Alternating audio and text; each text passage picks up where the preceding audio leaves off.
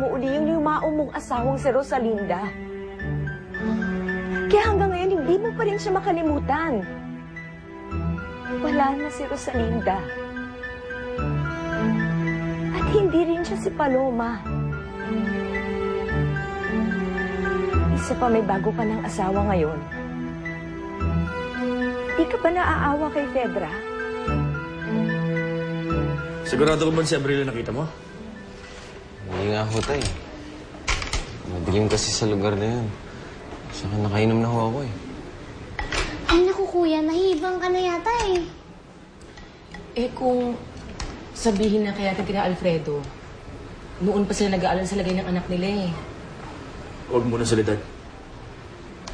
Eh, hindi pa naman tayo sigurado kung si Abril nga talaga yung nakita ni Beto.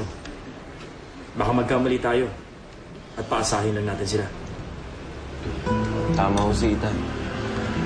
Eh, pa tayo makakasigurado? Ako na lang hong bahala. Hanapin ko si Abril kahit anong mangyari.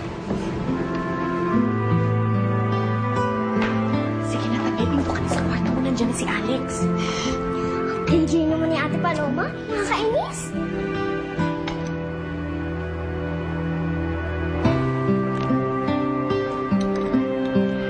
Paloma, yung promoter natin inaayos na yung concert mo dito. Ano ginagawa mo? Nagluluto ka? Alam kong palagi kitang nasasaktan. Kahit na napakabait mo sa akin. Kaya gusto kong bumawi. Pinagluto kita. Halika, kainin na natin ang pagkain bago lumamig. Parang masarap to ah.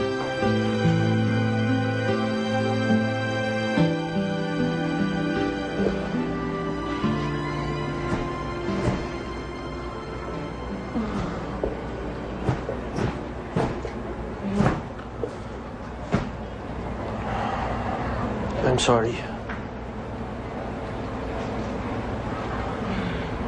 Sorry, saan? Sa lahat. Tama si Mama. Lagi na lang kitang sinasaktan. Kapag nababaliw ako kay Paloma, alam ko masakit para sa iyo. Sana mapatawad mo ako. Hindi mo naman kailangan humingi ng tawad eh. Naiintindihan ko kung ano yung mga pinagdadaanan mo.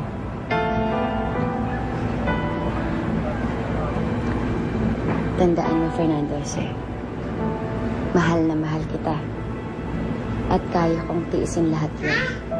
Dahil sa pagmamahal ko sa'yo. Ang mahalaga, magkasama tayong dalawa bilang mag-asawa.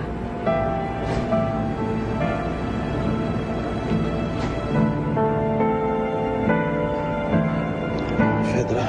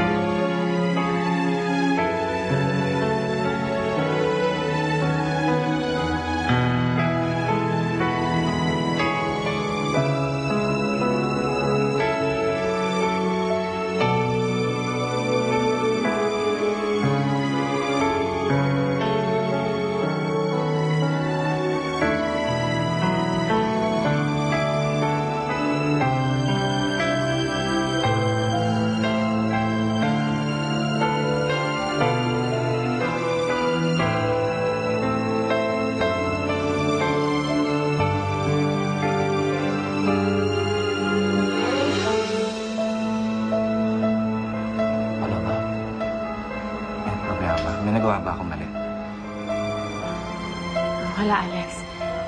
Wala. Pagod lang siguro ako.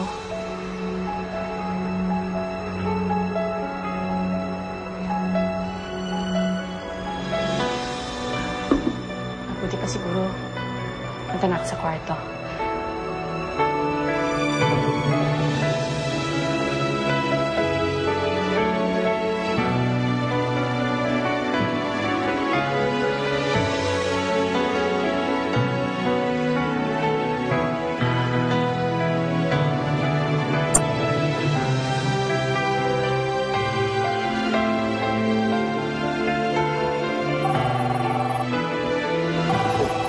Sandali lang.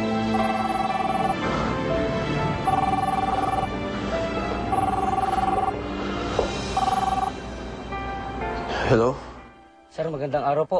Si Maxo ito, yung private investigator ninyo. Naalala kita. Bakit?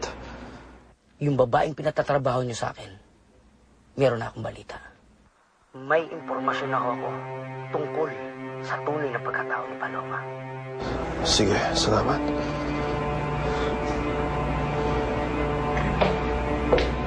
Yan?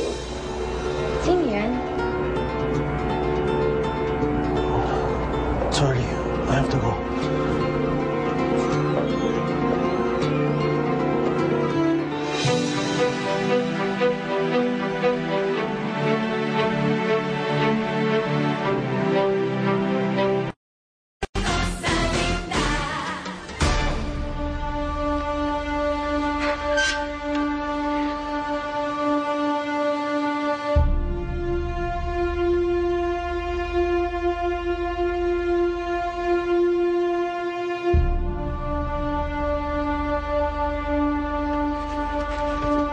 Sir, Anong balita mo kay Paloma?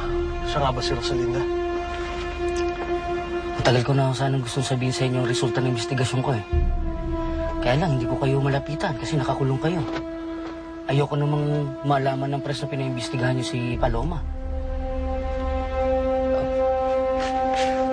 Sir, nandyan na ang lahat ng bagay na gusto niyong malaman.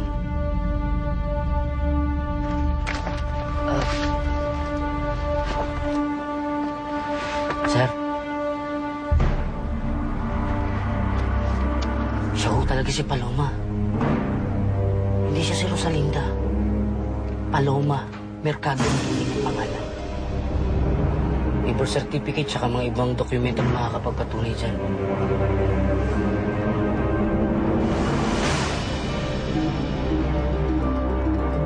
Meron daw nag-iimbestiga sa mga papeles ni Paloma. Buti na lang talaga na naisipan mong gawa ng mga taking documents si Paloma. Hilong-hilo ka pa rin sa Prince Charming mo. Nandito na nga tayo sa Amerika eh. Pero siya pa rin ang palaging laman ng isipan ko.